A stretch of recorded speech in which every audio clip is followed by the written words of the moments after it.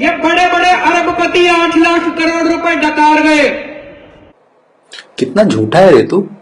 Right of हुआ है, loan माफ नहीं हुआ है, और 8 लाख करोड़ का नहीं 7,000 करोड़ का राइट ऑफ हुआ है। राइट ऑफ क्या होता है ये मैं तुझे बताता हूं अभी।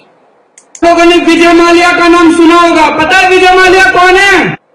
हाँ पता है अंकल, विजय माल्या कौन है। विजय माल्या वही है जिसके ऊपर मोदी सरकार के अंडर काम करने वाले ईडी ने अभी थोड़े दिन पहले 6,600 करोड़ रुपए का जुर्माना लगाया है। तुम्हें ये भी नहीं पता? अखबार नहीं पढ़ते हो क्या बे? विजय माल्या काफी बूढ़ा हो गया लेकिन लड़कियों के साथ घूमता है सारा दिन। लड़कियों के साथ घूमना गलत बात है तो अबे आलू तू ये बता, तू स्वाति मालीवाल के साथ क्यों घूमता है और उसको किस योग्यता के आधार पर तूने इतना बड़ा पद दे दिया? बता। सबसे बड़ा प्रमाण इस बात का जो मैं कह रहा हूं, अभी थोड़े बहुत पैसे आने लगे हैं बैंक में। परसों स्टेट बैंक ऑफ इंडिया ने इन अरबपतियों के 6,000 करोड़ रुपए माफ कर दिए भाई साहब। अबे गंवार, स्टेट बैंक ऑफ इंडिया पे मोदी का उतना ही कंट्रोल है जितना तेरा दिल्ली पुलिस पर, समझा?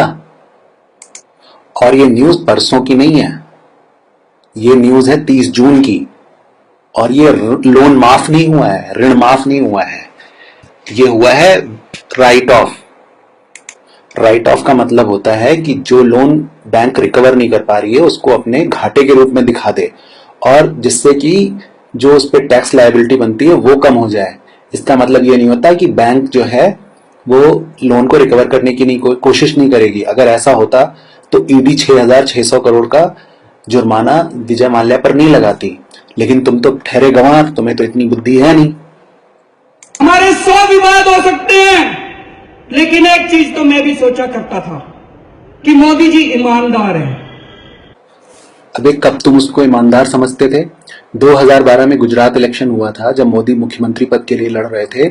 उससे 10 दिन पहले तुमने प्रेस कॉन्फ्रेंस की थी और मोदी को 50 गालियां सुनाई थी। उस पर पता नहीं कौन कौन से घोटालों का आरोप लगाया था इलेक्शन से जस्ट 10 दिन पहले। और तुम अब कह रहे हो कि मैं मोदी जी को ईमानदार समझता था। दुनिया को बेवकूफ समझते हो क्या बे? और बेटा केजरीवाल, लगता है अखबार तो तुम कभी पढ़ते नहीं हो। अगर अखबार पढ़ते होते तो तुम्हें यह पता होता कि अभी 10 दिन पहले मुकेश अंबानी पर मोदी ने 10,000 करोड़ रुपए का जुर्माना लगाया है। और जब इनकी गवर्नमेंट बनी थी 2014 में, उसके तुरंत बाद इन्होंने $700 मिलियन से भी ज्यादा का जुर्माना अंबानी पर लगाया था। और तुम्हारा एजेंडा तुम्हारे मूर्ख सपोर्टर्स नहीं समझते होंगे, जिनको कि आपटार्ड कहा जाता है। तुम्हारा एजेंडा है कि कांग्रेस वैसे ही कमजोर पड़ रही है, मोदी को गाली दे दे के जो भाजपा विरोधी और मोदी विरोधी वोट्स हैं उनको इकट्ठा कर लो, और कांग्रेस जो स्थान रिक्त कर रही है उसको ग्रहण कर लो। और तुम्हारा जो दर्द है इस समय, उसको देखकर यही लगता है कि तुम्हारा अपना कुछ पर्सनल नुकसान हुआ है। इसके अलावा जो बीएमसी से और चंडीगढ़ के म्युनिसिपल कॉर्पोरेशन से तुमने हाथ खींच लिए हैं, उसके पीछे भी यही लग रहा है कि तुम्हारा सारा काला धन हो गया है बर्बाद। इस वजह से तुम्हारी ऐसी तैसी हुई पड़ी है और तुम इलेक्शन लड़ने की स्थिति में नहीं हो। बेटा पंजाब बचाओ, दिल्ली को सुधारो।